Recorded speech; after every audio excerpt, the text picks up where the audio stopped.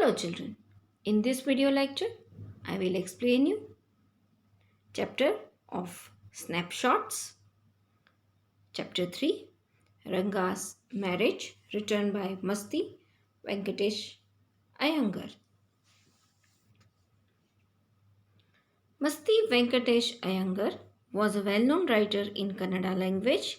He was the fourth among Kannada writers to be honored with the Jnanpith Award, the highest literary honor conferred in India.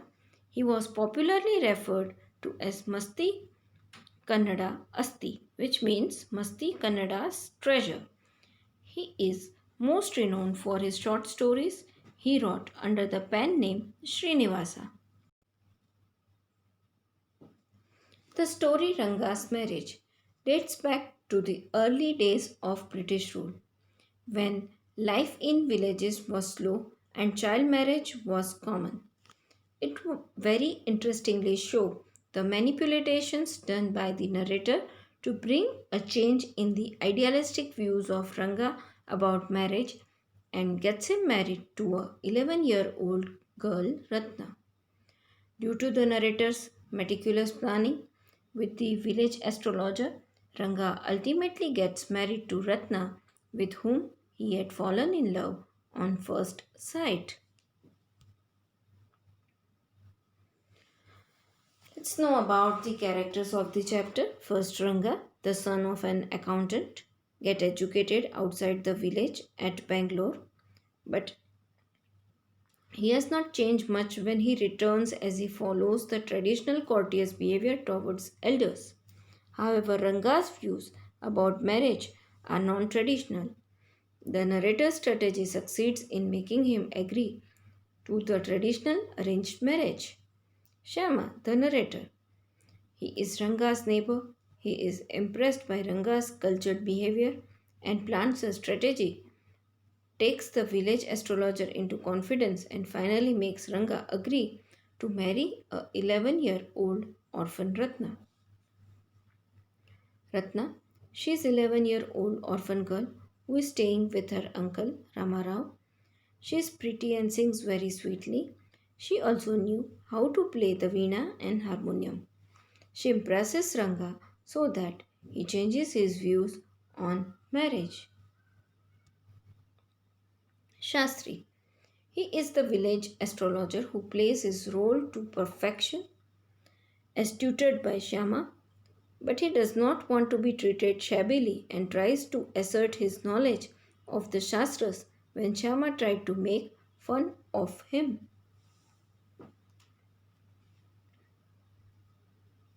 Let's start explanation of the chapter. Ranga, the accountant's son, is one of the rare breed among the village folk who has been to the city to pursue his studies. When he returns to his village from the city of Bangalore, the crowds will around his house to see whether he has changed or not. His ideas about marriage are now quite different, or are they? Here is given a brief view about the Ranga, what he had studied, and when he came back, what was the reaction of the villagers and his views about marriage. Here is an outline story given. Now we will see the story in detail. Let's see what happens in this story. When you see this title, some of you may ask, Ranga's marriage? Why not Ranganath Viva or Ranganatha Vijaya? Well, yes, I know. I could have used some other mouth-filling one like Jagannatha Vijaya or Girja Kalyana. But then this is not about Jagannath's victory or Girja's wedding. It is about our own Ranga's marriage and hence no fancy title. Hoshali is our village. You must have heard of it. No? What a pity. But it is not your fault. There is no mention of it in any geography book.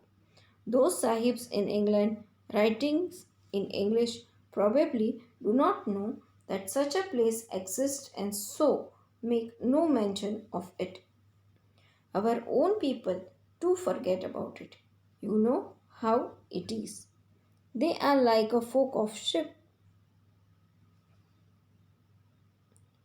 One ship walks into a pit, the rest blindly follow it. When both the sahibs in England and our own geographers have not referred to it, you cannot expect the poor cartographer to remember to put it on the map, can you? And so, there is not even the shadow of our village on any map. Your writer, in a friendly way, talking to his readers, he said that after reading title of the story, some of us may ask why the title is Ranga's marriage. One may suggest that title could be Ranganath Vijaya or Ranganath Viva, as the author was aware that he could have used some other impressive titles like Jagannath Vijaya or Girja Kalyana.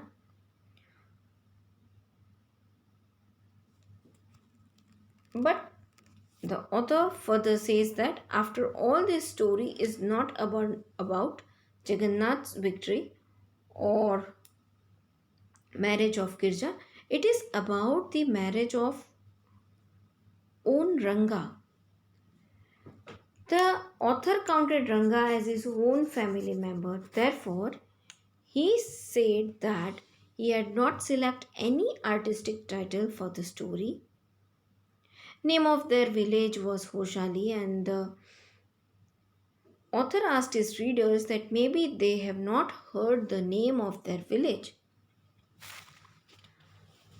The author said further that it was not our fault that the village we could not find in any book of geography. Here, the author means to say that it was a small and remote village. When this story written at that time, there was a British rule in India. The officers of England used to write books in English. The author thought that perhaps they did not know anything about this village, so they did not mention it in any book. The author said that even the Indians, we, our own people, also forget about it. The people of village were compared with sheep in the story. The author compared them as they were like a group of sheep. He further said that their actions he compared with the sheep because if the one sheep jumps into a pit, all other would jump into it. They would not think on their own. Then further the author mentioned in the text that the Sahibs of England and Indian geographers both had not mentioned about this small village in their text. Therefore, the author should not hope that the Indian map maker would remember to mark the village on the map. Thus, due to the same reason, the author here said that there was not any mark of or any sign of their village on any map. Sorry, I started somewhere and then went off in another direction. If the state of Mysore is to Bharatvarsha, what the sweet curry gadabu is to a festival meal, then Hoshali is to Mysore state what the feeling is to the curry gadabu. What I have said is absolutely true. Believe me, I will not object to your questioning it, but I will stick to my opinion. I am not the only one who speaks glowingly at Hoshali. We have a doctor in our place.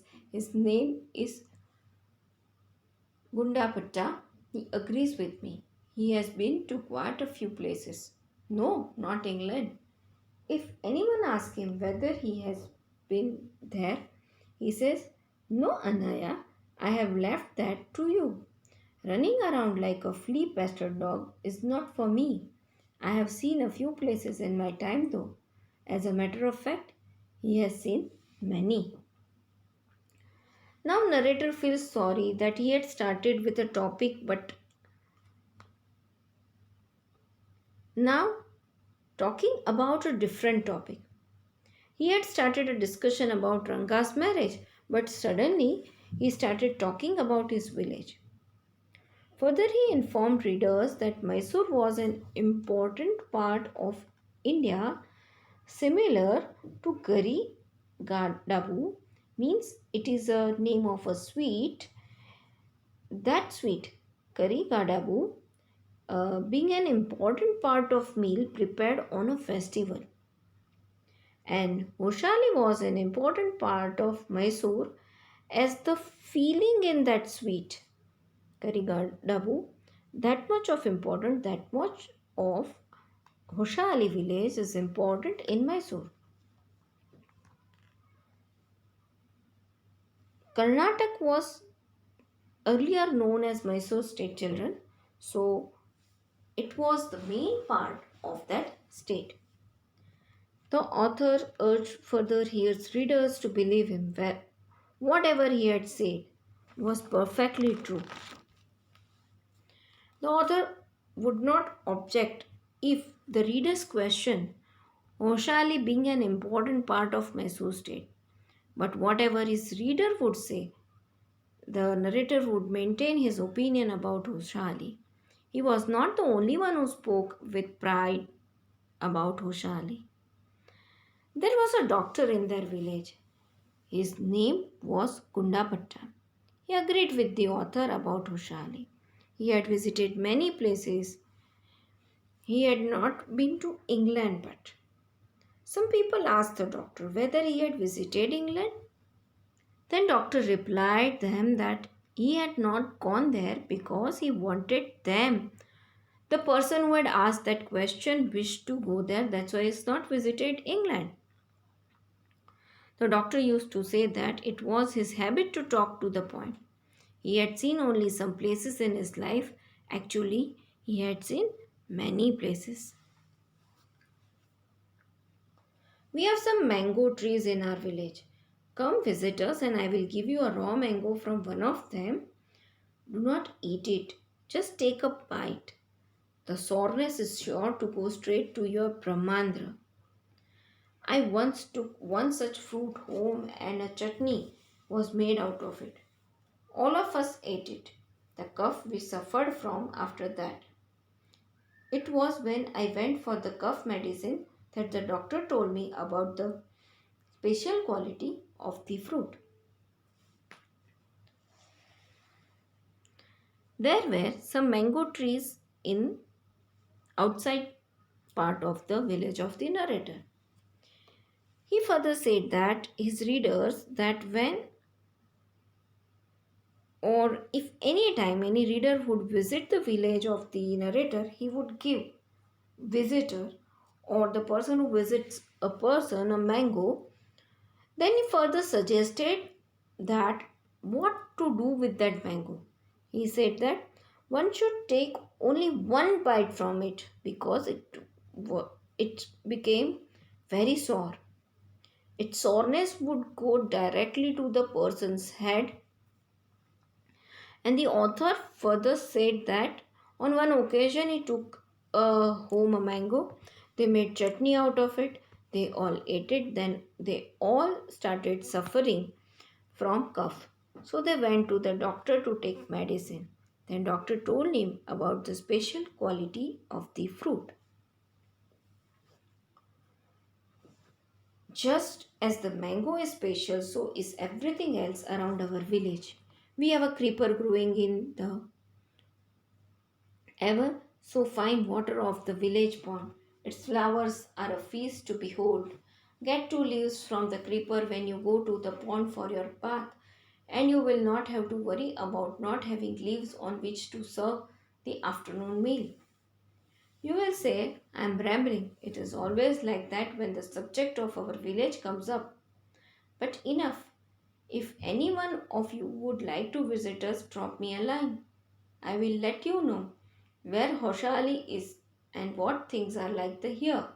The best way of getting to know a place is to visit it. Don't you agree? Mango was a specialty of the author's village. Many other things were special in their village. They had a climber, they grew in the pond of their village, and water of that pond was always clear, free of pollution. This creeper had very beautiful flowers. The author further said that when anyone went for bathing in the pond, the person definitely could get 2 leaves from the creeper. These leaves were so big that they would be sufficient to serve the lunch for the whole family.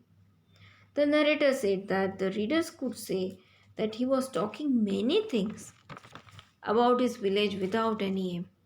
But he always liked that while talking about his village, now the narrator said that he had said enough about his village.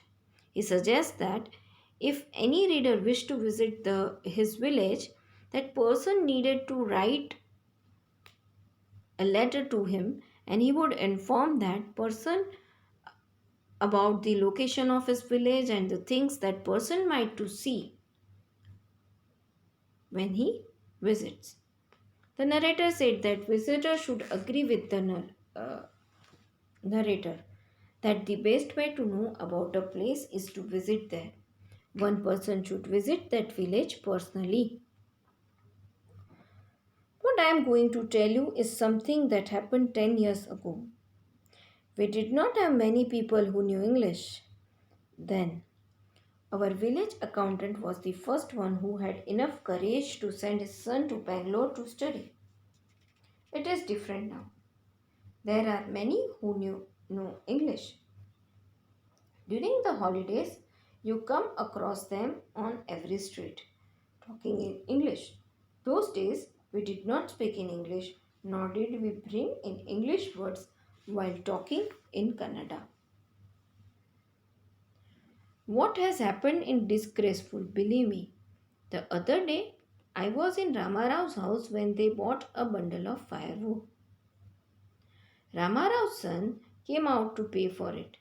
He asked the woman, "How much should I give you?" "4 pice," she said. The boy told her he did not have any change and asked her to come the next morning. The poor woman did not understand the English word change and went away muttering to herself. I too did not know. Later, when I went to Ranga's house and asked him, I understood what it meant.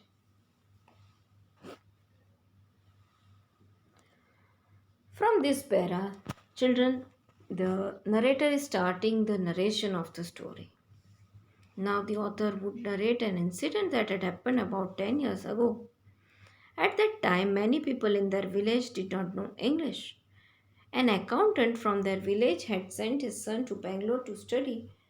It was considered a very courageous step. Presently, it is different. There are many people who know English.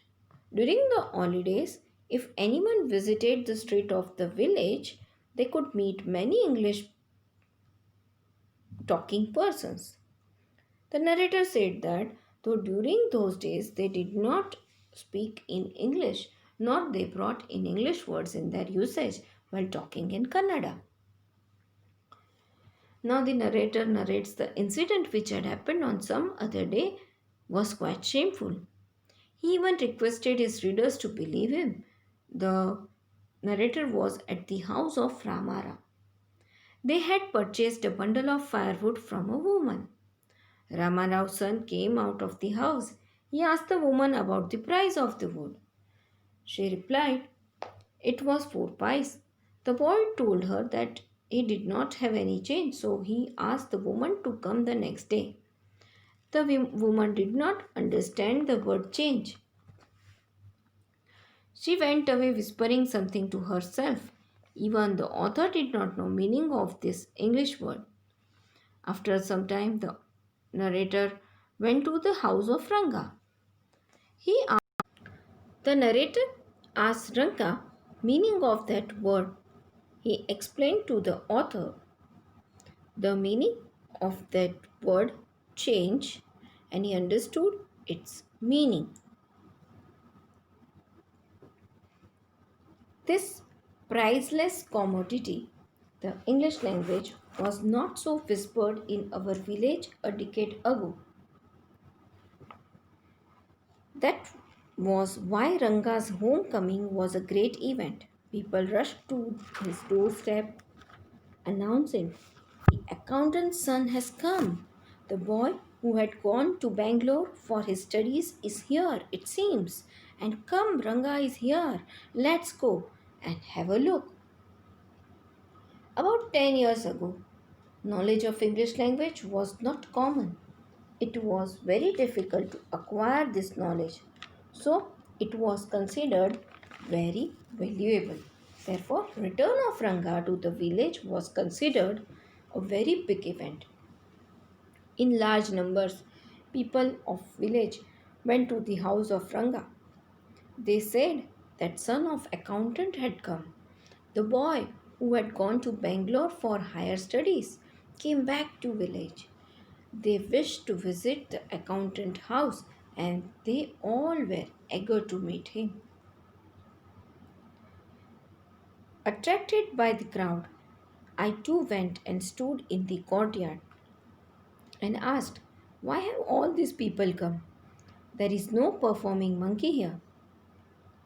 A boy, a fellow without any brains, said, loud enough for everyone to hear, "What are you doing here then?" A youngster, immature, without any manners, thinking that all these things were now of the past, I kept quiet. The narrator was also attracted by the crowd, so he also went to Ranga's house and stood in his courtyard. The narrator asked why so many people had come there. There was no performance of a monkey there. One boy was standing there. Narrator thought the boy was not intelligent. He loudly asked why the narrator had come there. He was young, not mature, and did not have any manners. Narrator felt insulted by the question. Narrator did not reply him. Narrator thought that all those events were of past. Seeing so many people there, Ranga came out with a smile on his face. Had we all gone inside, the place would have turned into what people call the black hole of Calcutta. Thank God it did not. Everyone was surprised to see that Ranga was the same as he had been 6 months ago. When he had first left our village, an old lady who was near him ran her hand over his chest, looked into his eyes, and said, "The Janevara is still there. He has not lost his caste." She went away soon after that. Ranga laughed. There were so many people at his house. So Ranga came out. He was smiling. None of them went inside the house. Otherwise, it would have caused suffocation to all of them. Thankfully, they were in an open area. Everyone surprised to note that Ranga had not changed during last 6 months. He was out of the village for 6 months for studying. An old lady was standing near Ranga. She rubbed her hand on his chest and looked into his eyes. She said that Ranga was still wearing the second thread, so he had maintained tradition of his caste. After saying that, she went away, and Ranga laughed upon listening that. Once they realized that Ranga still had the same hands, legs, eyes, and nose. The crowd melted away like a lump of sugar in a child's mouth. I continued to stand there. After everyone had gone, I asked, "How are you, Rangappa? Is everything well with you?" It was only then that Ranga noticed me. He came near me and did a namaskara respectfully, saying, "I am all right, with your blessings." Soon crowd understood that Ranga had the same hands, legs, and nose, same as 6 months ago. Then all people disappeared from the place just like sugar would disappear in the mouth of a child. The narrator continued to stand at Ranga's house. After every person had gone, the narrator asked Ranga how was he? Is everything good with him? At that time, Ranga noticed him. He came near the narrator and respectfully said Namaskara to him. He said that he was all right. I must draw your attention to this aspect of Ranga's character. He knew when it would be to his advantage to talk to someone and rightly assessed people's worth. As for his namaskara to me, he did not do it like any present day boy with his head up towards the sun, standing stiff like a pole without joints, jerking his body as it was either a wand or a walking stick. Nor did he merely fold his hands. He bent low to touch my feet. May you get married soon, I said, blessing him. After exchanging a few pleasantries, I left. The narrator here again talking to his readers that he wanted to inform his readers about the quality of Ranga so he could recognize when it would benefit him to talk to someone. He could correctly judge importance of a person. He did not do namaskara like a modern day boys used to do. Mostly, a modern boy would look towards the sun, stand stiff like a pole, jerk his body like a walking stick, and say namaskara. Ranga did not only fold his hand, but he bent his body to touch the author's feet. The narrator blessed that boy. Might he get married soon? The narrator and Ranga politely talked about general aspects and then the narrator left his house. That afternoon, when I was resting, Ranga came to my house with a couple of oranges in his hand. A generous, considerate fellow. It would be a fine thing to have him marry, settle down, and be a service to society, I thought. For a while, we talked about this and that. Then I came to the point. Rangappa, when did you plan to get married? I'm not going to get married now, he said. Why not? In the afternoon of the some day, when the author was resting in his house, Ranga visited his house and brought some oranges with him in his hand. The author thought that he was helpful and a kind person, so uh, it would be good for him to marry, settle down, and became more social. For some time, they had a general discussion, and then the narrator started talking about an important aspect. The narrator asked him when he planned to get married. Ranga replied that he would not marry soon. The narrator asked him the reason. I need to find the right girl.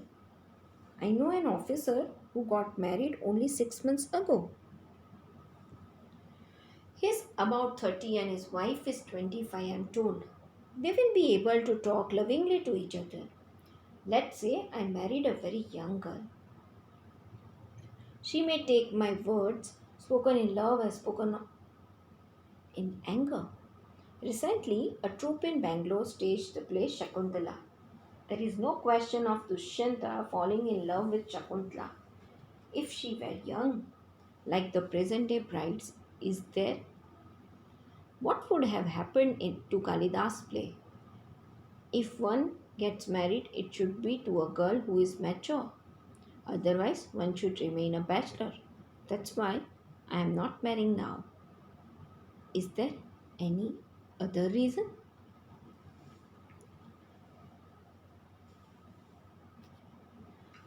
Ranga replied that he wanted to find a suitable girl. He knew about an officer who got married about 6 months ago. Ranga had been informed that his age was 30 and the age of his wife was 25 years. They would be able to talk to each other with affection. He further explained the author that assume that Ranga married a very young girl. She might consider her words of affection as words of anger. Further, he informed narrator that recently the play Shakuntala was staged in Bangalore by a troupe. If Shakuntala were a young girl, just like a brides of these days, Dushyant would not have fallen in love with her. Even Rang, he suggested that in that situation Kalidas would not have written his play. Ranga further explained that a man should always marry a mature girl. Otherwise, one should remain unmarried. That is why he did not wish to marry at that time. The author asked him if he had any other reason for not marrying. A man should marry a girl he admires. What we have now are arranged marriages. How can one admire a girl with milk stains on one side of her face and wetness on the other, or so young that she does not even know how to bite her fingers? One a neem fruit, the other a bitter gourd. Exactly, Ranga said laughingly.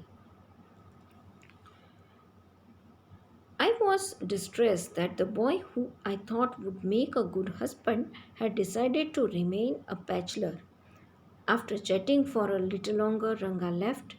I made up my mind right then that I would get him married.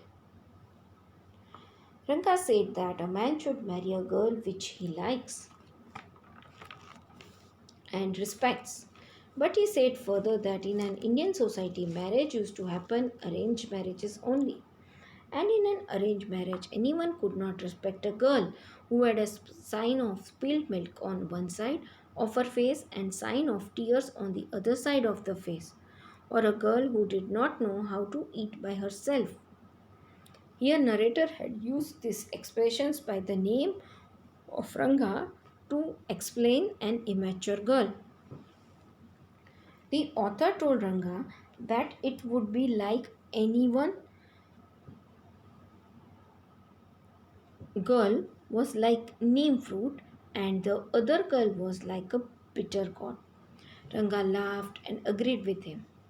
The author was feeling distressed and he was of the opinion that Ranga would be a good husband. The author would unhappy to know that Ranga had decided to remain a bachelor. They both talked about various things. Then Ranga left the narrator's house. The narrator had made up his mind at that instant and he decided to ensure his marriage. Ramarao's niece, a pretty girl of 11, had come to stay with him.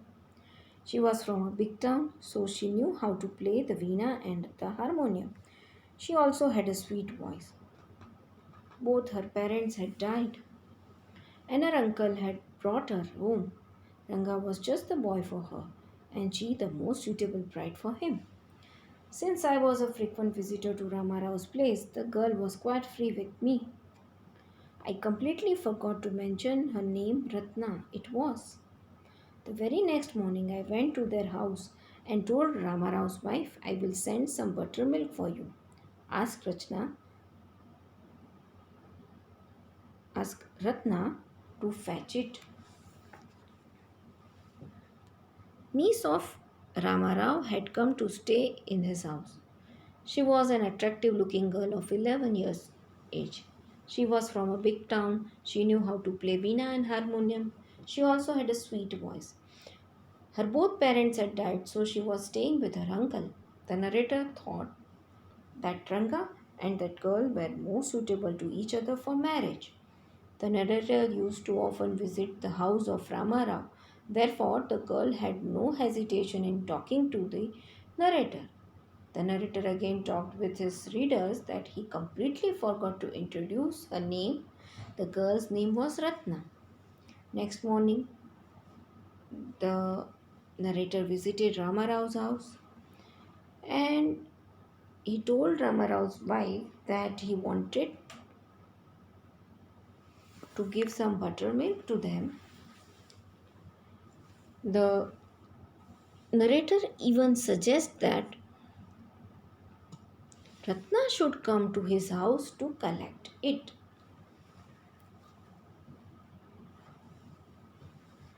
Ratna came, it was Friday, so she was wearing a grand sari. I told her to sit in my room and requested her to sing a song.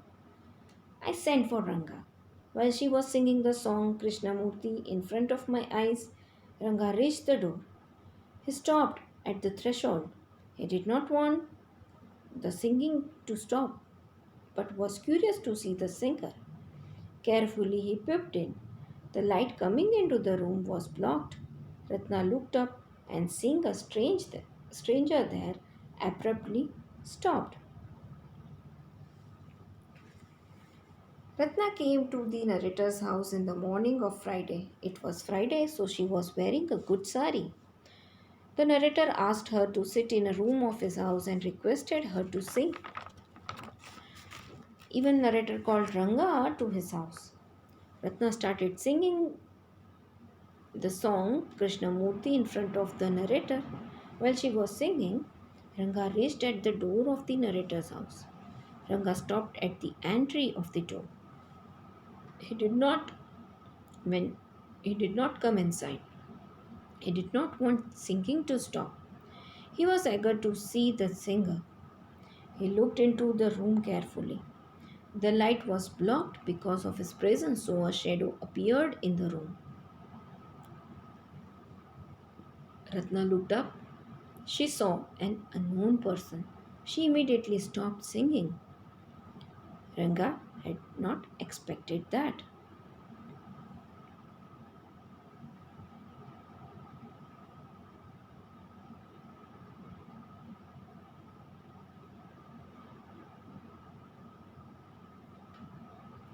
Suppose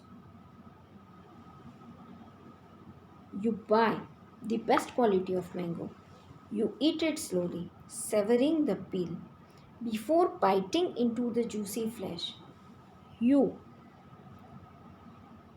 do not want to waste any part of it before you take another bite.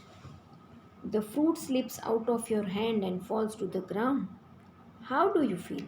Ranga's face showed the same disappointment when the singing stopped. The author further gave an example of mango to explain the situation and the feelings of Ranga. He said his readers that when the readers bought the best quality of mango, they would eat it slowly. The buyer would first enjoy its peel and then one would bite its flesh. One did not want to waste any part of it, but after taking one bite, if the fruit fell on the ground, one would be disappointed. Similar was the condition of Ranga when the singing stopped. You sent for me? He asked as he came in and sat on the chair. Ratna stood at a distance, her head lowered. Ranga repeatedly glanced at her. Once our eyes met and he looked very embarrassed. No one spoke for a long while. It was my coming in that stopped the singing. Let me leave.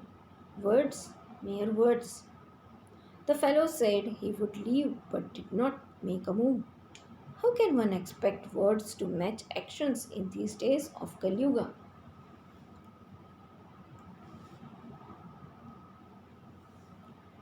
Ranga asked the author if he had asked him to come to his house.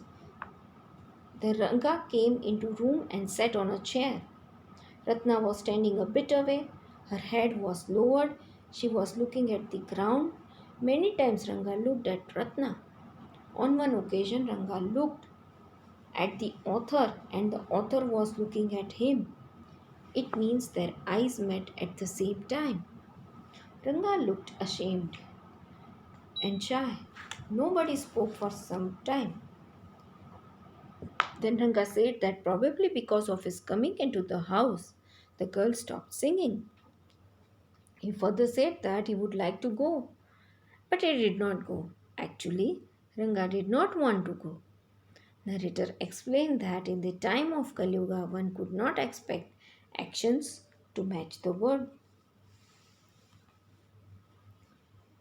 Ratna ran inside, overcome by shyness. After a while, Ranga asked, "Who is that girl, Swami?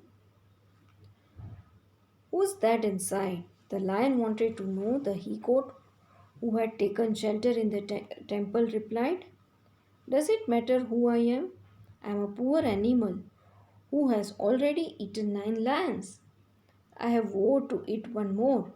Tell me, are you male or female?" The lion fled the place in fear. It seems Ratna became very shy.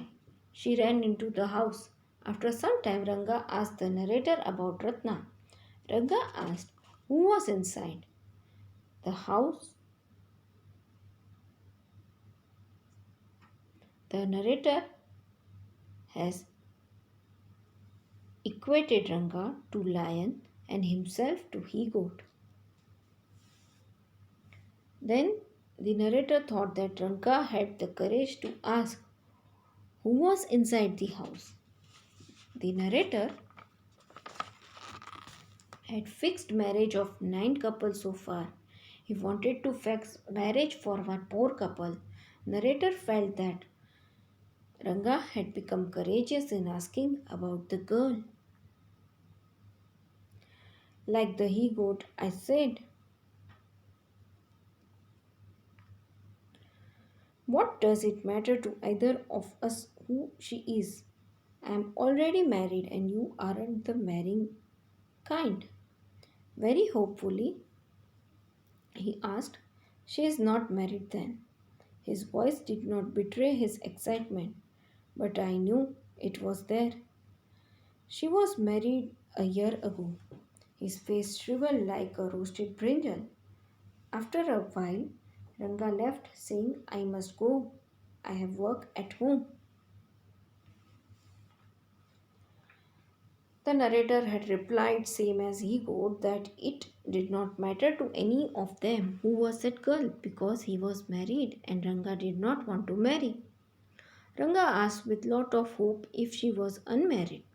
His voice did not show eagerness, but the narrator knew that Ranga was eager to know about her. The author tickled with Ranga and told him that Ratna got married about a year ago. When he had heard these words, his face shrunk. He became disappointed, and after some time, Ranga left the narrator's house and he said that he had some work at his home. I went to our Shastri the next morning and told him, "Keep everything ready to read the stars. I will come later." I tutored him in all that I wanted him to say. I found no change in Ranga when I met him that afternoon. "What's the matter? You seem to be lost in thought," I said. Nothing's wrong. Believe me." "Headache? Let's go and see a doctor." "I have no headache. I am my usual self." The author went to meet the astrologer of their village and he informed him to keep his books ready to read and tell about position of stars. Narrator expected that auspicious occasion for marriage would soon need to be declared. He told Shastri what he should tell in such situation. Then he went to house of Ranga. Mood of Ranga was unchanged. Narrator asked Ranga that he appeared to be deeply thinking about something. Ranga denied and confirmed that there was nothing wrong and assured the narrator to believe him. The narrator suggested that if he had headache, they should consult a doctor. Ranga said that he did not have headache and he was fine. I went through the same thing when the process of choosing a girl for me was going on. But I don't think that could be a reason for your present condition. Ranga stared at me. Come, let's go and see Shastri, I suggested. We will find out whether Guru and Shani are favorable for you or not. Ranga accompanied me without any protest. As soon as Shastri saw me, he exclaimed, What a surprise, Shama! Haven't seen you for a long time. Shama is none other than your servant, the narrator of this tale.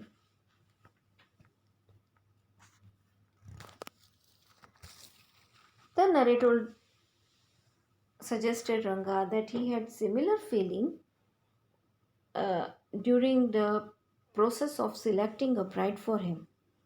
He further told him that probably that was not the reason for his particular situation, that present condition. Narrator wanted to tell that he knew Ranga was not looking for a bride. Ranga looked at the author but did not speak. The narrator requested Ranga to come with him to meet the astrologer of the village. He would find if position of the stars are favorable for him. Ranga went with narrator without any objection. When Shastri saw the narrator, he told with surprise, Shama, he had not met since very long time. Here now, after half completion of the chapter story, the author introduces the name of the narrator. Shama is the narrator of the story.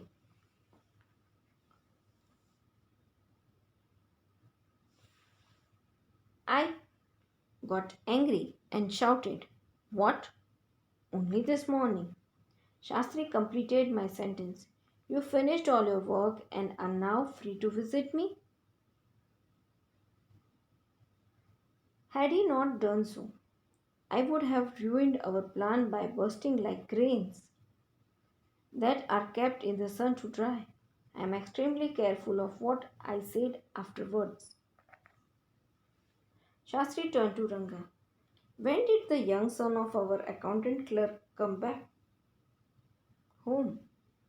What can I do for him? It's very rarely that he visits us.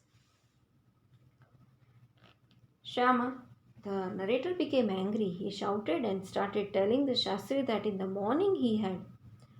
Shastri did not allow the narrator to speak further. He spoke before the narrator could complete his sentence. The Shastri told the narrator that he had come to meet him at that time only after completing his work.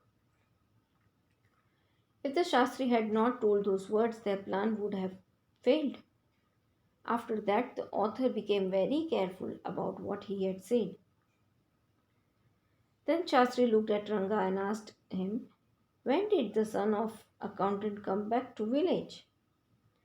And further asked him what could he do for Ranga? Because Ranga rarely visited the village before and met people.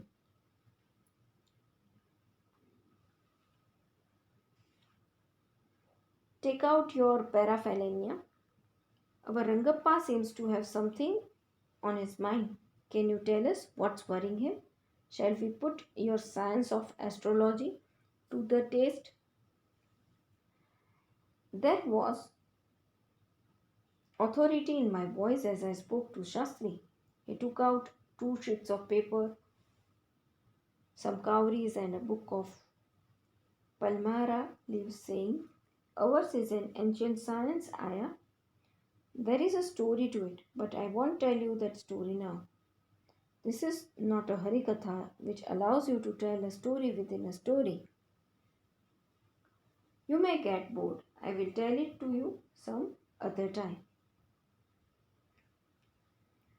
The narrator asked Shastri to take out books referred by him. Ranga was thinking about something and requested him to tell him why he was worried. And narrator told Shastri that it was the test of his knowledge about astrology. The narrator spoke Shastri those words as if he was giving an order. The Shastri took out two sheets of paper. Some cowries means shell of small marine animal and a book written on leaves of palmyra tree. He addressed the narrator Shama as Sir and told that the astrology is an ancient science. There is a story about it. Then Shastri said that he would not tell the whole story. This was not the occasion of telling stories of God.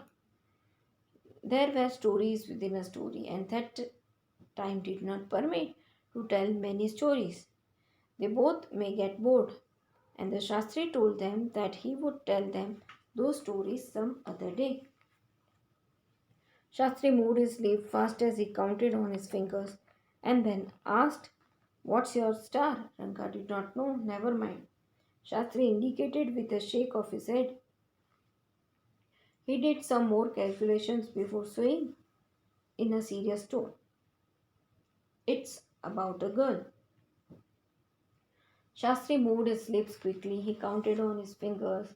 Then Shastri asked Ranga about his zodiac sign. Ranga did not know it. Shastri did some more calculations. Finally, in serious voice, he said that Ranga had a girl in his mind.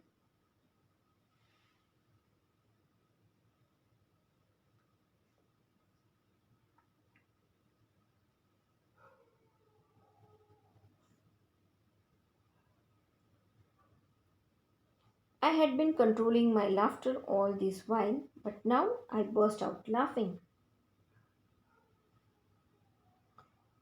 I turned to Ranga. Exactly what I had said. "Who is the girl?" "It was your humble servant who asked the question." Shastri thought for a while before replying. "She probably has the name of something found in the ocean. Kamala, maybe. Could it be Pachi? Moose? Must it be Moose if it's not Kamala? Why not Pearl or Ratna, the precious stone?" Till that time, Shama, the narrator, had been controlling his laughter. But after that words it was about a girl, he started laughing loudly. He looked at Ranga and called him humble servant and said that he had told Ranga the same thing.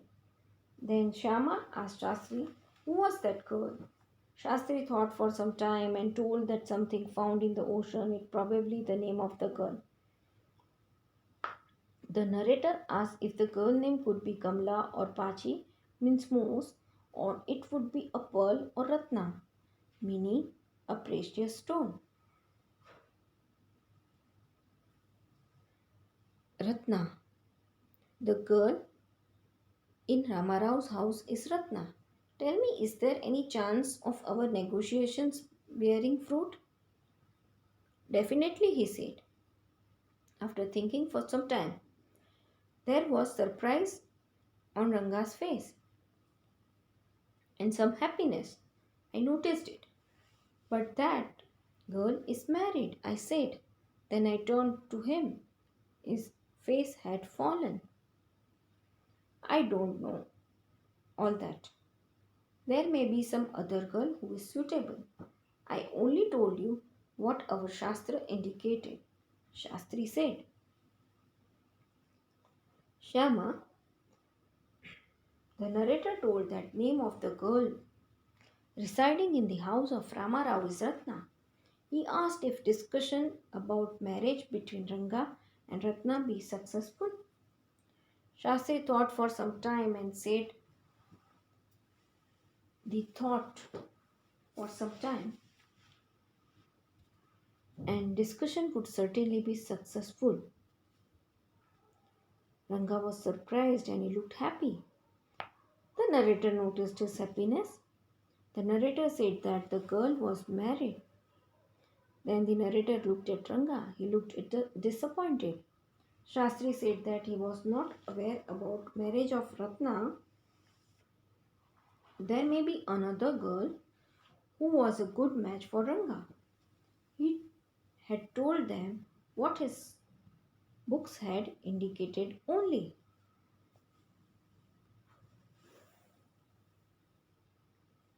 We left the place. On the way we passed by Ramarao's house. Ratna was standing at the door.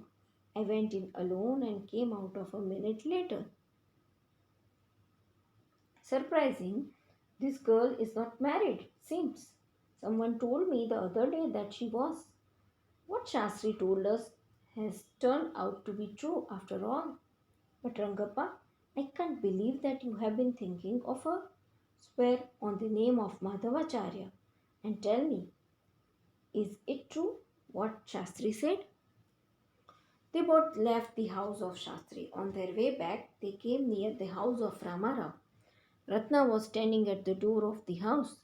The narrator went into the house alone and came out within 1 minute. Then the narrator told Ranga surprisingly that girl Ratna was not married. It seemed like that some days ago someone told him that she was married. The prediction of Shastri was true. Then the narrator told Rangappa it was difficult for him to believe that he had been thinking about Ratna. The narrator Shama asked him to swear in the name of Madhavacharya and to tell the truth. I do not know whether anyone else would have been direct, Ranga admitted. There is greater truth in that Shastra than we imagine. What he said is absolutely true. Shatri was at the well when I went there that evening. I said, so, Shastrigel, you repeated everything I had taught you without giving rise to any suspicion. What a marvelous Shastra yours is. He did not like it at all. Shama told that he did not think anyone would have directly asked that type of question. Ranga accepted that he was thinking about Ratna and he also said that earlier he did not believe in Shastra, but at that time he had only understood that there was truth in his books. In the evening, narrator went to the well of the village. Shastri was also there. Shama told him that he had repeated exactly what he had asked him to repeat. Ranga did not had any doubt about it. The narrator further said that the Shastras are really wonderful, but Shastri did not like Shama's comments related to Shastra. What are you saying? What you said to me was that I could have found out myself from the Shastras. Don't forget, I developed on the hints you had given me. Tell me, is this what a decent man says?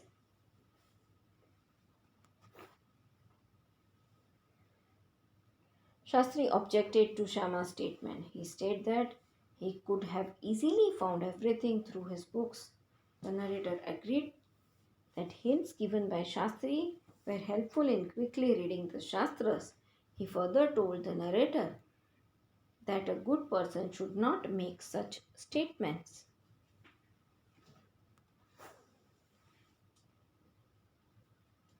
Rangappa had come the other day to invite me for dinner. What's the occasion? I said. It's Shama's birthday. He's 3. It's not a nice name, Shama. I said. I'm like a dark piece of oil cake. Why did you give that golden child of yours such a name? What a childish couple you are, Ratna and you. I know, I know. It is the English custom of naming the child after someone you like. Your wife is 8 months pregnant now. Who is there to help your mother to cook? One day, Rangappa came to Shama's house. He invited Shama for dinner and the narrator asked what the occasion was. He replied that it was birthday of Shama. He would be 3 years old. The narrator told Ranga that Shama is not a nice name. Sham means someone who is dark colored. The narrator briefly described the meaning of his name and said about himself that he was as dark as a piece of oil cake means gold, and asked Rangappa why he had given the same name to his child, who was quite fair. Narrator was talking to Ranga and told him that, and he and Ratna both were really like a child. The narrator recalled that in Britain it was the tradition to name one's child after someone they like. At that moment, Ranga's wife Ratna, again pregnant since last few months, and further inquired who was at Rangappa's home to help Ranga's mother for the occasion. My sister has come with her. I went there for dinner. Shama rushed to me when I walked in and put his arms round my legs. I kissed him on his cheek and placed a ring on his tiny little finger. Allow me to take leave on you, reader. I am always here, ready to serve you. You were not bored, I hope.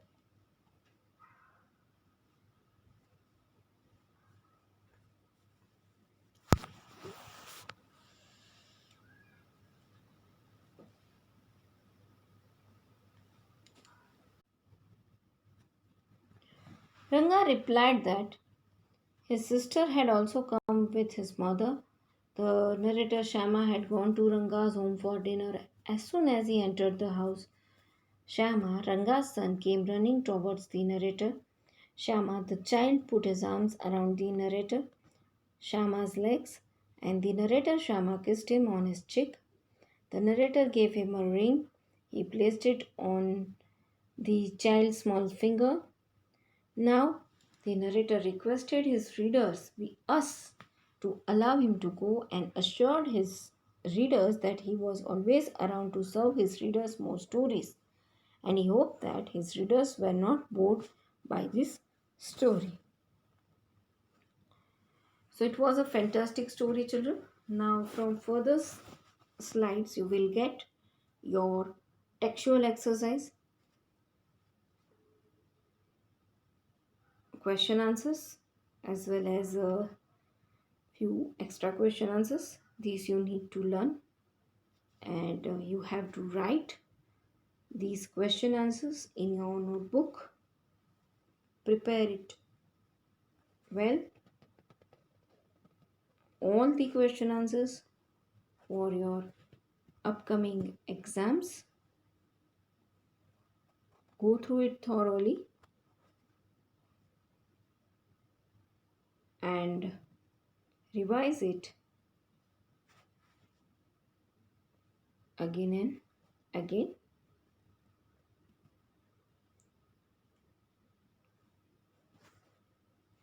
For the exams. Thank you.